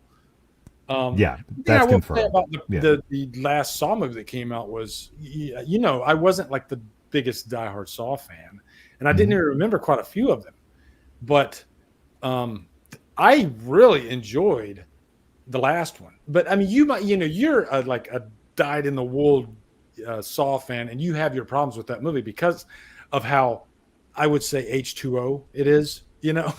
I call the last Saw movie the H2O of the franchise because it basically it's a Big Mac. That's what it is. It's for the masses. Yeah. It definitely doesn't it doesn't connect to the first 7 like a diehard fan would want it to. Yeah. There's definitely questions that I have. Shout out to Chris Snyder, who's in the comments. Another Saw freak, like me. And we both had a long conversation about this film after. And, it's still cool, but man, there's just some major gripes I have as a diehard. But overall, I was glad to see it bring a lot of people back into the franchise because, man, you want to talk about a franchise that is unjustly and unfairly shit on like crazy. The Saw franchise is the franchise that is hated by so many people for no reason, in my opinion. But of course. I mean, bring me another Saw film. I'd like to get away from John Kramer. I'd love to see, Hoffman come back for more of this film. I want to see the end. I want to see the demise of the main villain in part 10, right? Like she got off so light and that pissed me off so much because she deserved it the most of anybody, and they're just kind of like she's here's the easiest test of all time. The quote unquote victims were like more deserving than I think most of the Saw movie, because there's been quite a few victims in Saw where I'm like, sure, did they deserve that kind of treatment? That's kind of like, and I know that's the point because then you can kind of analyze John Kramer as a person, or Hoffman, for doing what they do. There's no black and white to it. You can have. That's what's cool about the Saw franchise. You can have a good conversation about punishment and how far should you go, and why are you doing it? There's a lot of good questions. But I will say, I'm glad I went back and watched some of the other movies because I actually love Saw 3, and I didn't care for Saw 4 or 5 that much, but man, I do love Saw 3. I think that one's probably my favorite of the bunch so far. 6 is my favorite, but Saw 3 is good. 6 is good. Yeah, I made it up to 6. And I stopped there because I ran out of time. I was going to try to review all of them. I didn't make it like I always do. And so at least I'm glad we're getting another movie so I can go ahead and finish the rest of the movies for like review-wise. Absolutely. Yeah, and it's got a short window, man. It comes out in September. You think that'll get pushed? I don't. No, they're sticking with that. I mean, hell, think back in the day, man. Those freaking movies, Yeah, they pushed one them a out year. every year. Yep. Yeah, they. Do you could think do that it was a for mistake? sure. Do you think they should have waited maybe every 2 years on those previous movies? No, I love them. There you go. That's an easy answer. You don't even have to speculate. No, I love them. This is the easiest question. Yeah, it's the ones that they took a long time to write that I don't like. Jigsaw, Spiral, those they had years and years, and those are the ones I'm not a fan of. So no, I think they're better when they're like South Park, man. They're better working on their toes. Well, sometimes the time limit isn't a factor. If the idea is there in your head and you have everything fleshed out and you have a good team to put the idea together, then maybe it's good to keep striking while the iron's hot, So, I mean, before we get to the next one here. Okay, go ahead. Oh, go ahead, Jason. I was just gonna say, just because we don't need to talk about these much longer, but just to say on this matter really quick, when it comes to like Saw 4, 5, 6, and 7, to say they were like filmed one a year is kind of not true, to so to speak, only because when Marcus Dunstan and Patrick Melton were hired on to write those, they started work on like a bunch of films at once, so they did have years to write them, so to speak, right? Because they did have like from the beginning of Saw 4 to write after Saw 3 all the way up till Saw 7, they were kind of working on all those scripts. So Saw 5, 6, 7 got like a lot more time to write than people would think, because they did write them all together. And The Collector, as you might know, was a Saw prequel they wrote. Yeah. And then the studios rejected it, so they decided to just turn it into their own film. So The Collector could be seen as Saw 0, so to speak. And I've always been a big fan of the theory that The Collector and Jigsaw were like working together, and he was like an apprentice that Jigsaw ousted because of how evil his practices were, and he went off on his own. But anyways, that's nerdy speculation. Let's move on. Hey Jason, what's your favorite Michael Myers moment? Thank you, Bronson Wright Wolf. Yeah, thanks, man. He's giving me a cut of this money, so thank you. What's my favorite Michael Myers moment? That's a tough one. Yeah, it's super tough. I have iconic images for sure that always stick out in my mind. I've always been a massive fan of when Laurie is on the ground out in the Haddonfield Memorial Hospital parking lot, and she's trying to scream out for Loomis and everyone, and Michael, like, the red light glows on his head from like a distance for half a second, and then they get that really good close-up of him right after that. There's something about that image that has always stuck with me. There's so many though. Like when it comes to Myers, I don't know if there's any moments. I feel like all my favorite Myers moments are just like him creepily standing there. It's really just kind of like the light shining on his face as he comes behind Laurie in the Wallace house, or certain iconic like just shots of Myers but dude, so many, it's impossible. I think the thing for me with Myers is usually anytime Loomis is trying to kind of break through, and he's not going to, but those moments where it's like Loomis is like face to face with Myers, kind of like in Halloween 4. Halloween 4, yeah. When and he's talking to Myers. Damn you, like, Michael. Yeah, leave these people alone. Yeah. That stuff always resonates with me. I just I love the Ahab trying to capture the whale, and he's never going to capture it. But there's always these moments. I've always theorized that Michael wasn't even on his way to Haddonfield, and then when Loomis was like, "Don't go to Haddonfield," he was like, "You're not going to tell me what to do." I forgot about that place. Okay, yeah, all right, I'm going there then. Fuck it. Don't tell me what to do, old man. Yeah, over here, old man. Mm-hmm. Yeah, but that's a tough question. Freaking Lab Massacre in Halloween 6. Actually, I'll say one. In Halloween 6, when you have Tara looking across and she's watching the other girl get killed. Yeah. And then she sees freaking Danny going into the house. That was a good fucking moment. That was a cool moment. It might not have been the first of its kind, but it was awesome. I actually really like the scene where Freddy is yelling at Myers and Michael turns around and leaves in Resurrection. That's just like That's one of the greatest moments. or maybe when he gets roundhouse kicked in a burning building. When he says trick or treat. Motherfucker. Prime Myers moment. Yeah. That's super Okay. good. Here's the next one. Hold on. All Yeah. right. Are you an Alien fan, Jason? Oh yeah, absolutely. Gee. And the director of this, like, oh, so good. Oh yeah. Fede Alvarez, man. This is. Yeah. I'm not 100% sold that it's going to be great, because the work that he did with the girl with the dragon tattoo, that movie that he did, it wasn't that good. And this is a lot of pressure on the guy because it's one of the most popular franchises of all time.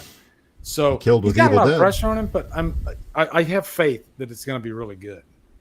I mean, how much pressure do you think he had as like a new filmmaker coming into the Evil Dead franchise? Yeah. I mean, I guess it all comes down to the script too. I think the script was it wasn't his direction. It was more the script for the Dragon Tattoo movie. That's forgotten.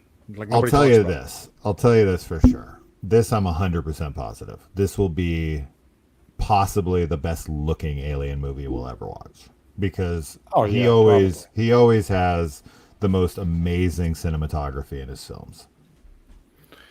Well, Prometheus and Covenant look pretty damn good too. That's one thing I like about the Alien franchise. You have a lot of good. And one thing that's unique about the franchise itself is you'll have people that say they only like the first two movies and they think the rest of the movies are absolute dog shit. And then you got guys like me who I give 4 of the movies a 5 out of 5 out of this franchise, and I like most of the other movies. Yeah. So, yeah. I'm just a big like Xenomorph fan, I guess. I like them all. I mean, the Alien versus Predator movies are fun. I like them all. Yeah, Resurrection is probably that title never works out well, does it? Never does. Resurrection is not my favorite. And even that has some nice moments in it, That's Jean-Pierre Junot, which is kind of crazy to me that he directed that, to be honest. After something like Amélie and such, it's like such a weird film for him to take on. But I don't know, Winona Ryder and all that. It's my least favorite for sure, but whatever. I mean, you forgot to mention Michael Wincott. I'm such a massive fan of Michael Wincott, and when I saw the trailer for Alien Resurrection, and the star power, they were going back to multiple xenomorphs. I think they had at least a dozen of them in the movie, and it looked amazing. It looked gorgeous. I was like, oh man, how could they lose? And then. It just didn't. You get the thing that hurts that movie. They should have just completely scrapped the final act of that movie. I would say that movie is the producer's cut, and we never got the theatrical cut.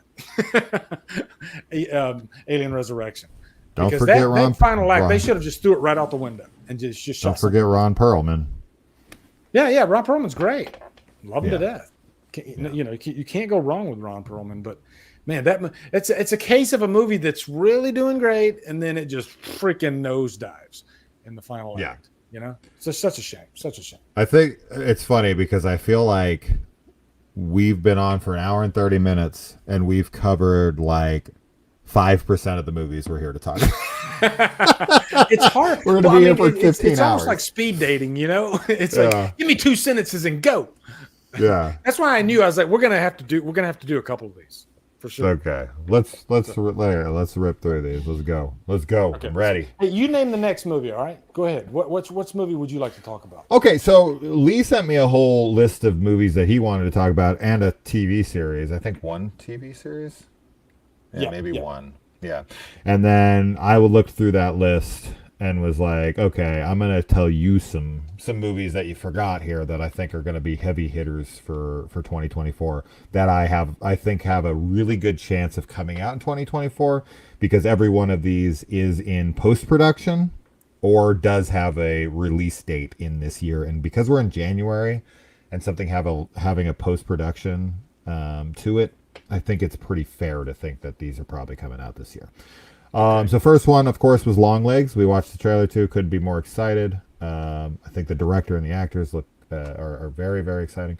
The next one, which was a real big festival darling that we didn't get to see, that made it on a lot of people's lists that did get to see it from last year, is the movie Late Night with the Devil. Okay. So this one is pretty exciting. It looks like a possession kind. You know what this kind of reminds me of? I'm trying to remember what the hell that movie is called right now off the top of my head. Do you remember that movie that was like, I think it was on Shudder a couple years ago, where they did like a exorcism like live on television? Why is that film escaping my memory right now? It's not ringing a bell. It's just the title that I can't remember. But I forget how to say this guy's name. But David Dashmalian, I have no idea how the hell to say this guy's name. Dashmalian. Dashmalian, okay. And I'm probably wrong too, but yeah, I know you're talking about. That looks right. That looks right. He's the star of it, and for as far as a live television broadcast in 1977 goes horribly wrong, unleashing evil onto the nation's living rooms. Right. Yeah, we've heard a lot about it. It has a 7.5 on IMDb and a 71 Metascore. And I really like the cast.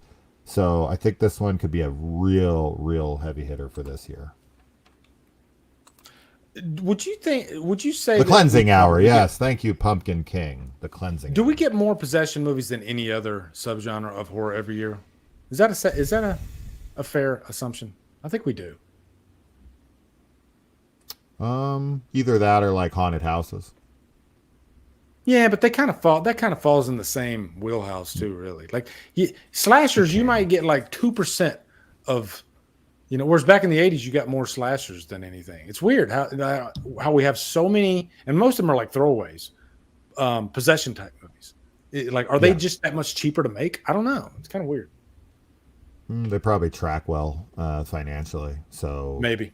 Investors are more apt to produce them. So yeah, Late Night with the Devil. Have you heard of it? No, I haven't even heard of this one. I'm very curious. That's why I'm glad I have you on here, because you always know quite a few movies that I've never even heard of yet. Sure. Another one is Return to Silent Hill. The original director is coming back from the original film, which I think is a pretty effective. The video game adaptation, and that is in post-production. So I do think it's possible we could see it this year, and it would be great to return to Silent Hill. And I think they could release it in tandem, or at least close to the release of Silent Hill 2 Remake, so they could kind of cross-promote. And that's coming out supposedly maybe this year as well. So I think it's pretty fair that they're doing those simultaneously, and to release them together, pretty close together, is a good marketing strategy. So, and what I might do is like this section that you're talking about right now. Oh, you're cutting out. Hello, I can't hear you, Lee. Oh, God damn it. You're back. I'm back.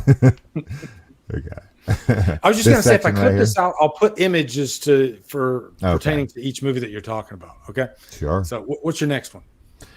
The next one is a movie that has been completed for a while and was a super heavily anticipated film for me 2 years ago, and continues to be, because I am a massive fan of the book. I'm a big fan of the director and the writer, and this is Salem's Lot.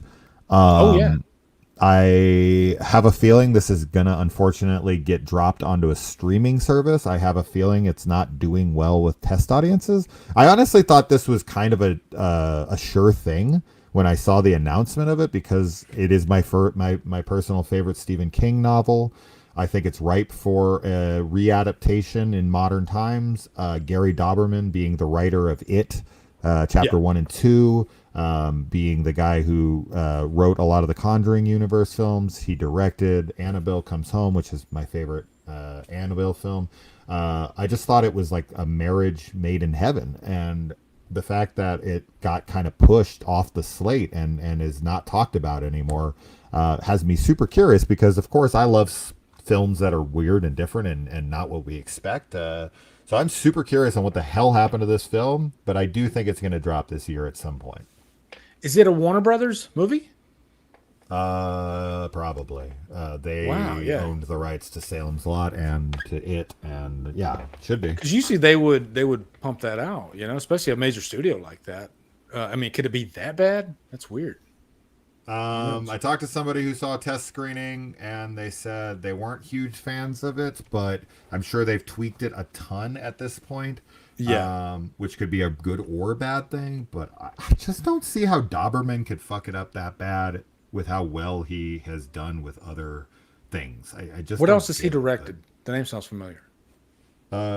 well, I think Annabelle Comes Home is. Oh, the okay. only I like thing Annabelle that Comes he's- Home too. That's a solid little, one location type deal. I like the Annabelle Comes Home. But he wrote, like, he's written quite a bunch of things, right? Like in the Stephen King. So that's where I'm just kind of like, he's a good, like he adapted it and It Chapter 2. So he knows how to adapt Stephen King, and he knows how to direct. So I don't understand how it could be that bad. I just don't get that. Very strange. I'm glad we're doing this section too, because I guarantee you by the end of 2024, when we look back, there'll still be probably another at least a dozen movies that 100%. we never knew about. 100%. Yeah. The next one that's super exciting, and I do think might come out this year because it does have a release date of this year, but I could see that getting pushed. This is The Wolfman. Oh yeah. Lee Winnell is back to direct. He was pulled from the film, but he now has returned. I think Lee Winnell is one of the best directors working in horror. Upgrade is a masterpiece. The Invisible Man was fantastic for me, and I'm a big fan of Insidious Chapter 3. So, and I think that he's one of the best horror writers working today. He's created most of the main horror franchises we're aware of, whether it's Insidious or Saw or whatever. Like, the guy is at the forefront of so many fantastic things.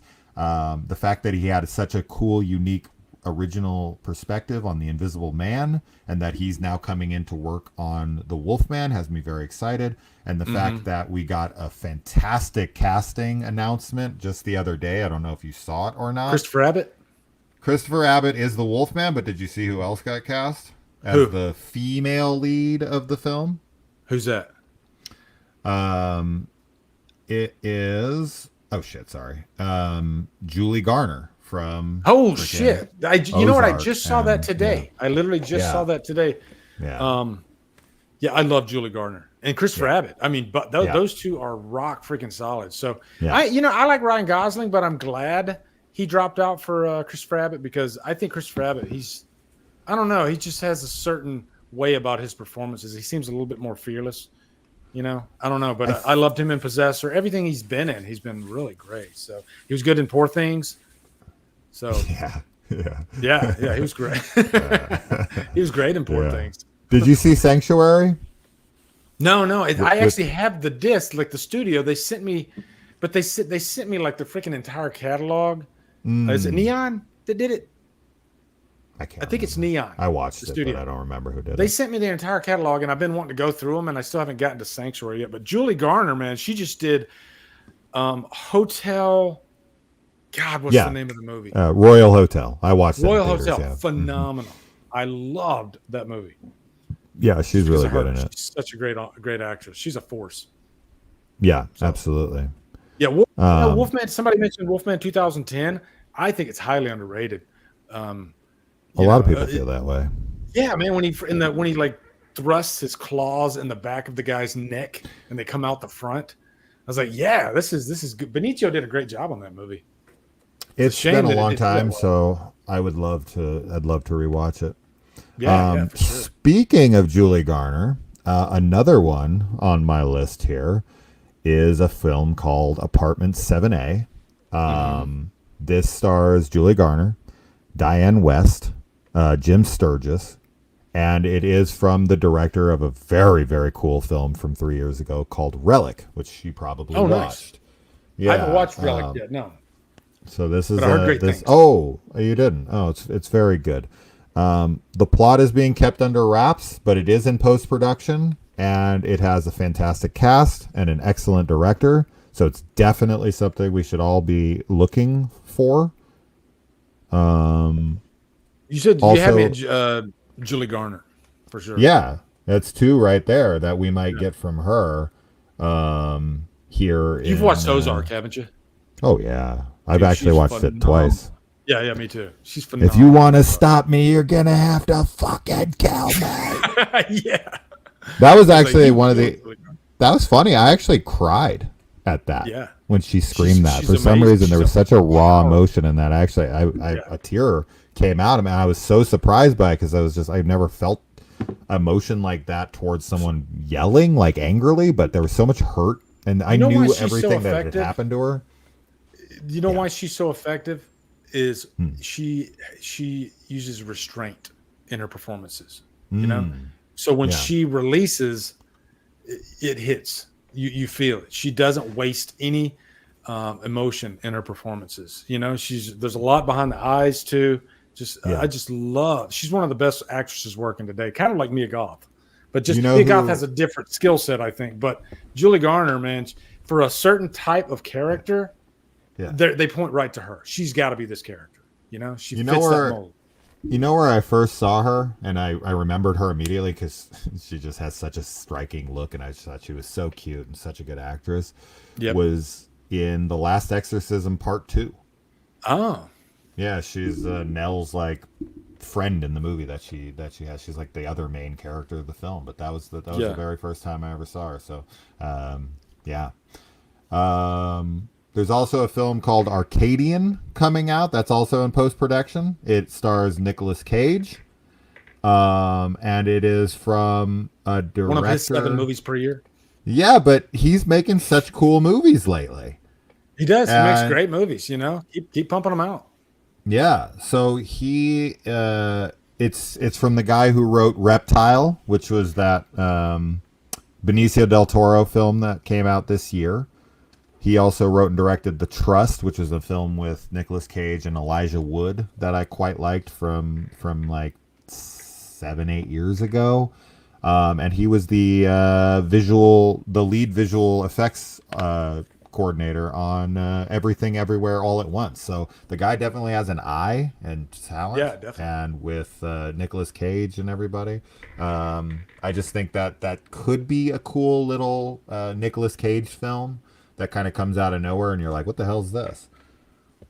It probably will. He's been really smart about his choices lately, even though he does a lot. He picks Agreed. really interesting roles.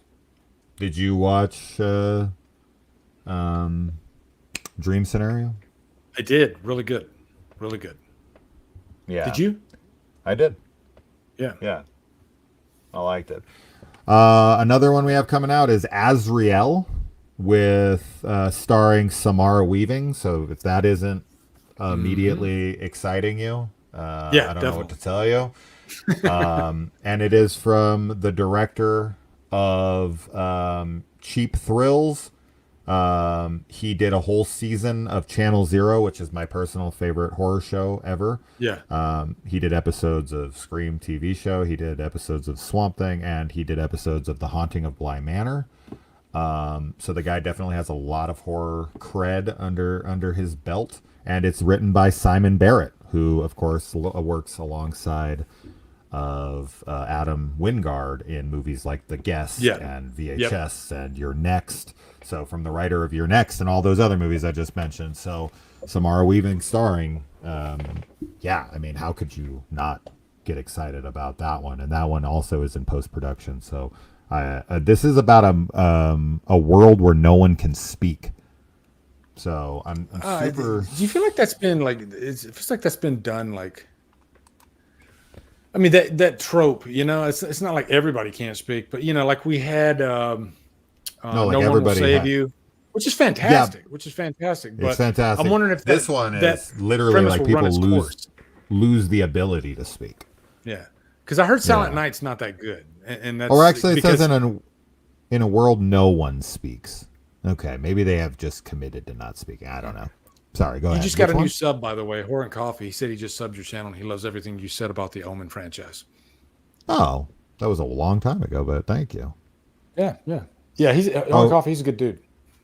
He might be rewinding it and watching now.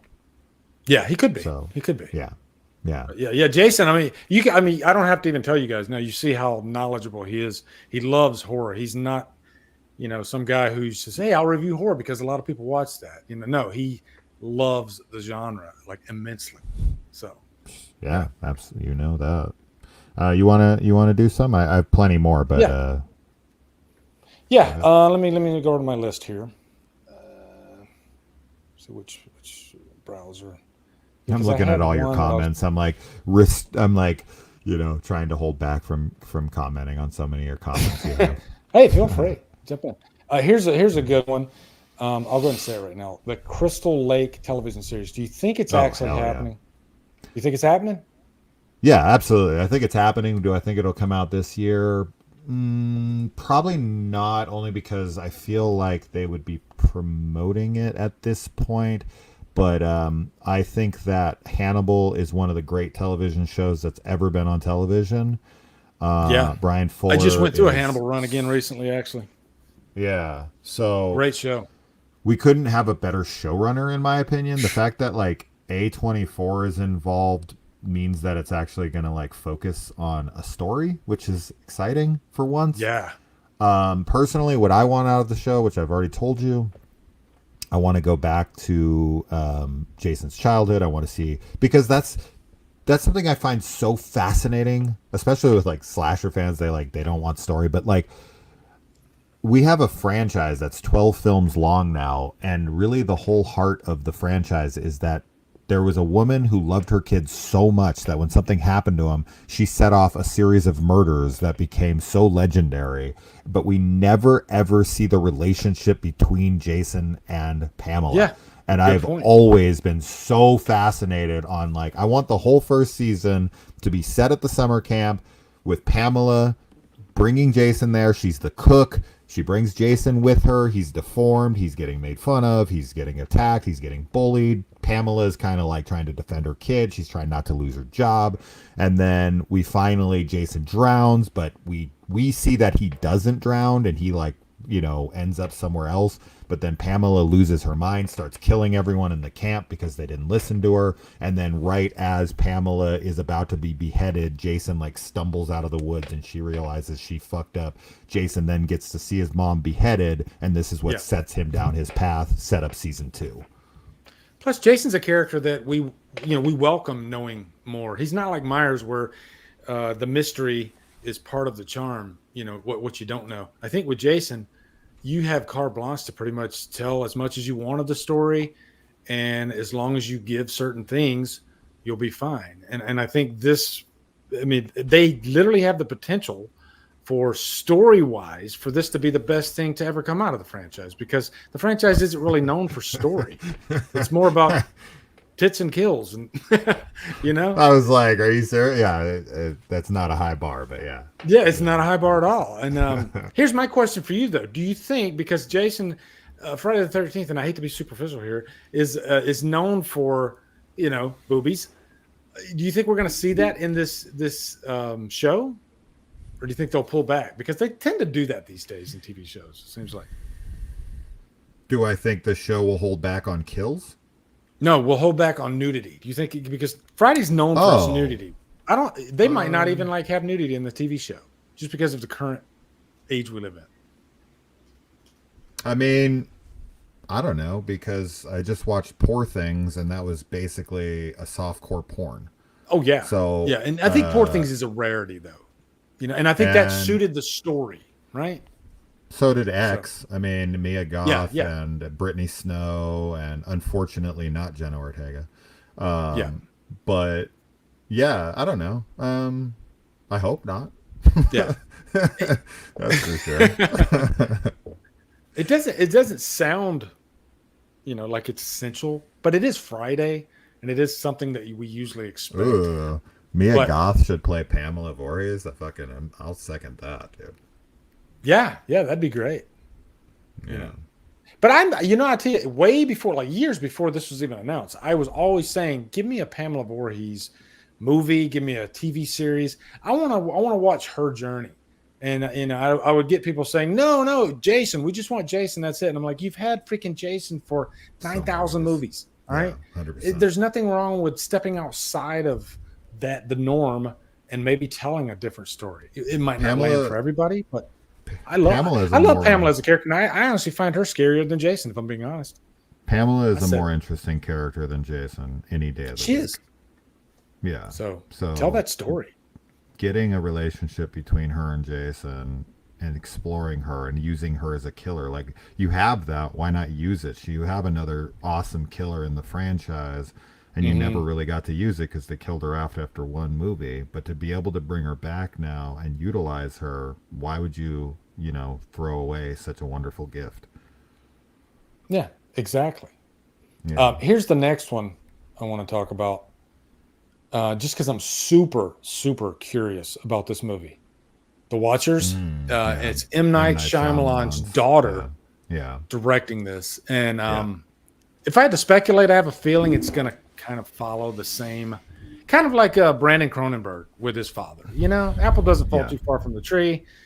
I have a feeling this it's going to have a twist in it. It might follow the same quirky path that you get in Shyamalan's movies. But, we shall see. But, man, I'm really curious just because that's how powerful Shyamalan is, that if his daughter does a movie, it automatically jumps high on my list. I'm really curious. What about you? Are you curious about this one? Absolutely. I mean, everybody wants to kind of see what she's going to do. I think that Dakota Fanning is someone who hasn't really been utilized super well in recent years. Obviously the last fantastic film she was in was Once Upon a Time in Hollywood. But I haven't really gotten to see her showcase her talents in a while, because she was like, one of the greatest kid actors ever. And she was amazing. I recently saw her, and I think it was a TV series, like days ago. I saw her pop up on like a TV show or something like that. And I was like, oh, Dakota Fanning. That's cool. And, she was doing a really good job. I just didn't really focus too much on the TV show. Just kind of like in passing, I noticed her. She was in The Equalizer 3. That's it. That's it. Yeah. She was, that just happened to be on the TV. I think my wife was watching it or something. And I've never watched any of the Equalizer movies, but I was like, oh, they reunited her and Denzel. That's kind of cool. I watched all three of them. Yeah, Man on Fire. Great movie. Also, who's going to be in that movie is the chick who played Sally Hardison in the new Texas Chainsaw. Oh, nice. Yeah, I saw her recently too. Actually, is she? Wait. She's in the Sally Northman. Hardison. Which one was Sally Hardison in the newest Texas Chainsaw Massacre? Yeah, and Netflix is the one. That's the old woman. Yeah, okay. Who's playing like the Jamie Lee Curtis. That scene is fucking hilarious. When he chainsaws her in the air. They have this whole build up like Laurie Strode style. It ain't gonna go that way. I love it so much. He picks her up and just freaking flat. That's another movie where after I watched, I was like, how could you not love this? This was so freaking fun.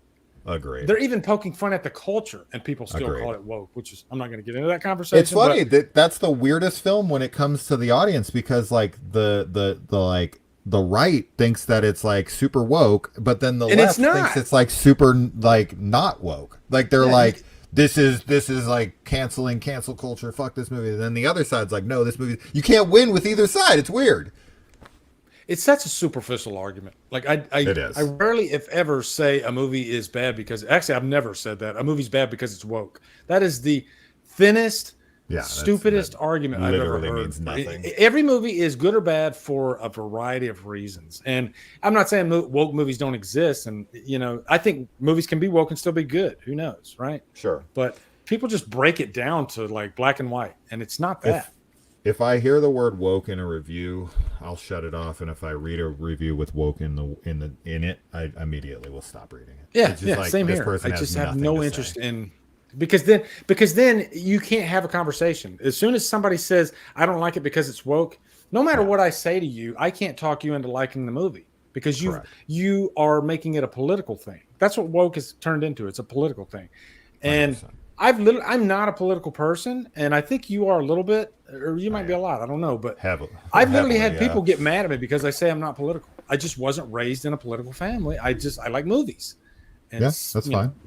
Yeah, and if they're bad, they're bad for a variety of, like the TV show I was just telling you about that I can't talk about yet. Mm-hmm. It's not bad because of that. It's just bad writing. Sure. So, yeah, sure. Oh, which movie were we talking? Oh yeah, we were talking about The Watchers. Okay. Damn, it's 8:00. Shit. Yeah. What do you think? Do you want to stop here, and then we can pick it up on the next one? Maybe. How much more? You have quite a bit more. We have Probably. I hit the big guns. There's still did. others I'd like to talk about on another stream, but I made sure I hit all the big guns. We didn't talk about The Crow.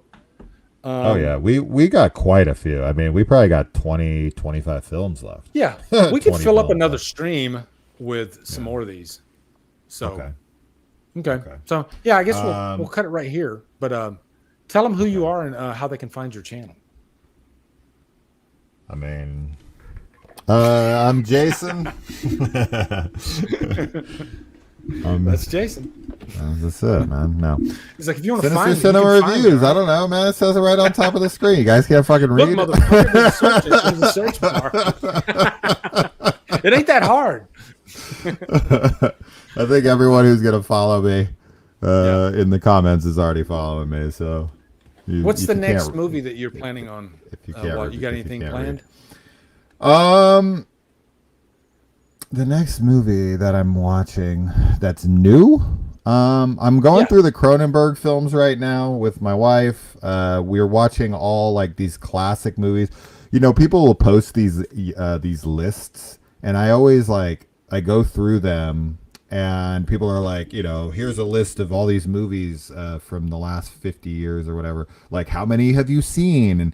And everyone's always posting their number, and I always have the highest number 99% of the time, but it's never high enough for me because there's always like, when I start the list, it always has these old ass movies that I never bothered with. And I'm always super pissed off that I have to not mark certain movies. So now I'm going back and I'm watching all those movies I never saw. Some of them are super lame and I'm not enjoying them at all as I expected. But then there's other movies that I just honestly missed out on that I never watched that I kind of wanted to, but I finally did watch them, like Peeping Tom or I saw your Innocents. review. Yeah, I think we both saw Peeping Tom around pretty close because I reviewed it like a couple months ago. Yeah, But it's fantastic. it's fantastic. I'm so glad I blown watched it. away. Yeah. I don't know what the next horror movie is coming out. I think this there's one, like month. there's a whole list. I'll send it to you, and it's got like every release coming out. So we got a lot of stuff coming, like at least a couple a month, like new movies coming to theaters even, I think. So I'm seeing The Beekeeper tomorrow night. Oh, and I'm are you? The seeing Jason Statham thing. Mean Girls on Tuesday. How's that for Well, horror? so the difference between your channel and mine, obviously, is that you review like anything, and I review horror only for the most part, right? Like, so that's something. But I mean, as you know, I watched 168 2023 horror films last year, which is about one every 2 days. So I'm watching quite a bit. The one I'm actually looking forward to that I'm gonna watch here next probably is a movie called Everyone Will Burn. Okay. I'm looking forward to that. It has the lead actress from one of my favorite horror shows currently streaming called 30 Coins. She was also in Dagon, that H.P. Lovecraft film directed by why am I blanking on his name right now? Feeling like a total fucking asshole. Freaking, oh my god. Okay, I'm gonna kill myself. That's it. You're gonna see it live on air. Why not? That's okay. Let's do it. No, but anyways, yeah, she looks that looks super cool. Stuart Gordon. Jesus Christ, my brain is fucking up. That's probably going to be my next one. What about you? I always horror? tell people that I'm 85% horror, and I think that's a good accurate number. You know, I venture out but I definitely don't cover everything non-horror. Even like the stuff that I go to press screenings for, I don't really get time to review everything. You know, I'll try to like put something in Letterboxd or whatever, but if it's something I really want to review, then I'll review it. But most of the time, it's like 85% horror. And thank you, Gary. He says, have one story with Pamela and another showing how Jason survived and learned to kill. Yeah, you could do that. You know, you could Absolutely. You could span a whole thing there. But Well, it's a television series. You're going to have to, flesh it out. Stretch it out right? a little bit, but I'm looking forward to it. I do want to apologize. I know it's your channel, so it's your fault, but I feel like we didn't get to like almost any comments, and I do feel bad about it. I wanted to respond to some shit, but it's my fault because usually when I have a guest, I try to give them most of the attention, you know. If and I've been watching the comments, and if it's I enjoy everybody giving their picks on stuff that they want to watch. I do have like the most awesome freaking subscriber base and non-subscribers, and you know they're believe me, they're cool with it. They know how the jig works, but usually when I do it by myself, then I kind of answer the comments more. But they know what this is. This is me and you talking, and it's cool. Yeah. So, yeah. But I read most of your comments, so just so you know, I was reading them as you were putting them out there. So don't think they were going out. Yeah, I figured you were. Yeah. So anyway, guys, I hope you guys have a wonderful, wonderful night, and hopefully your week is great. We're in January, and this year's just gonna fly by just as fast as the last one. So anyway, guys, take care, and me and Jason will be doing this again really, really soon. All right. Yeah. Love you guys. Bye.